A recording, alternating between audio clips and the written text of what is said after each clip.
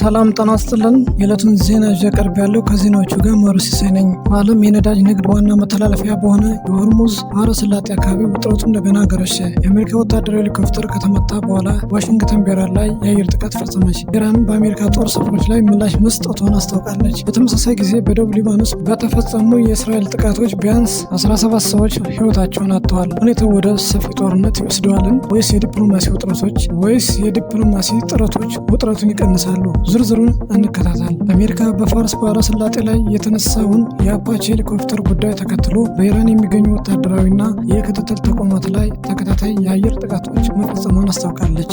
የአሜሪካ ማዕከላዊ ዕዝ እንደገለጸው በሆርሙዝ ባህረ ሰላጤ አካባቢ የሚገኙ የአየር መከላከያ ስርዓቶች፣ የመሬት መቆጣጠሪያ ጣቢያዎች እና ራዳር ተቋማት ላይ ኢላማ ተደርገዋል። በምላሹ የኢራን እስላማዊ አብዮታዊ ኃይል IRGC በክልል ውስጥ የሚገኙ የአሜሪካ ጦር ሰፈሮች ላይ 21 ኢላማዎችን መምታቱ ገልጿል። የአሜሪካ ፕሬዝዳንት ዶናልድ ትራምፕ ኢራን ለሄሊኮፕተሩ መውደቅ ተጠያቂ ናት ሲሉ ከሰው አሜሪካ ለጉዳዩ ምላሽ መስጠት ግዴታ እንደነበረባት ገልጸዋል። በበኩሉ የኢራን የውጭ ጉዳይ ሚኒስትር አባስ አራግቺ ኢራን በአገሯ ላይ የሚፈጸም ማንኛውም ጥቃት ወይም ዛቻ ያለ ምላሽ እንደማትተው አስጠንቅቀዋል። በዚህም መሰረት በክልሉ የቀጠለው ውጥረት በሰላም ድርድሮች ላይ ጫና እየፈጠረ ሲሆን ዓለም አቀፍ ማህበረሰብ ሁኔታውን ወደ ሰፊ ጦርነት እንዳይሸጋገር በቅርበት እየተከተለ መሆኑን አሳውቋል። በተጨማሪም በደቡብ ሊባኖስ በተፈጸሙ የእስራኤል የአየር ጥቃቶች ቢያንስ 17 ሰዎች መገደላቸውን የሊባኖስ መንግስታዊ የዜና ወኪል አስታውቋል።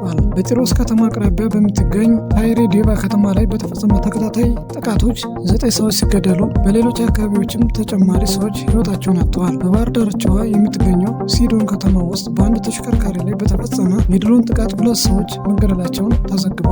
በተጨማሪም በኢራን የሚደገፈው ሂዝቦላ በደቡብ ሊባኖስ በሚገኙ የእስራኤል ወታደራዊ ቦታዎች ላይ በሮኬት እና በመድፍ ጥቃት መፈጸሙን ገልጿል። በክልሉ የቀጠለው ውጥረት ከመጋቢት ወር ጀምሮ እየተባባሰ ሲሆን የሊባኖስ የጤና ሚኒስቴር እስካሁን ቢያንስ 3696 ሰዎችን መገደላቸውን አስታውቋል። በተመሳሳይ ጊዜ የተባበሩት መንግስታት ድርጅት በሊባኖስ ውስጥ ወደ 1 ሚሊዮን የሚጠጉ ሰዎች ከመኖሪያ ቤታቸው መፈናቀላቸውን እና 1.4 ሚሊዮን ሰዎች የሰብአዊ ድጋፍ እንደሚያስፈልጋቸው ገልጿል። በተጨማሪም የተባበሩት መንግስታት ድርጅት የሰብአዊ መብት ኮሚሽን በግጭቱ ወቅት የተፈጸሙ ሊሆኑ የሚችሉ የሰብአዊ መብት ጥሰቶችን ለመመርመር የምርመራ ቡድን ወደ ሊባኖስ መላኩን አስታውቋል። ከዜናዎቹ ጋር ማሩ ሲሳይ ነበርኩ። መልካም ጊዜ